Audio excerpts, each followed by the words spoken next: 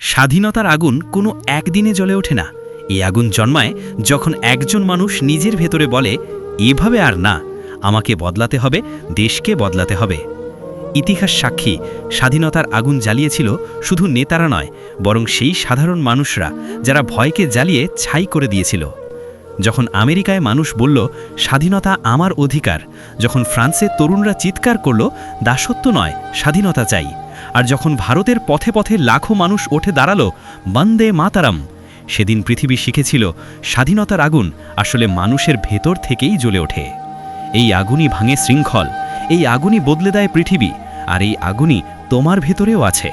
তোমার ভয়, তোমার ব্যর্থতা, তোমার যত বাধা, সব কিছু ভস্ম করে দিতে পারে একটাই সিদ্ধান্ত, আজ থেকে আমি স্বাধীন, আমার স্বপ্নের পথে। যদি সত্যি নিজের ভেতরের আগুনটা জ্বালাতে চাও, এই ভিডিওটা শেয়ার করো, কমেন্টে লিখো, আজ থেকে আমি স্বাধীন, আর নিজের জীবনে এক নতুন শুরু করো।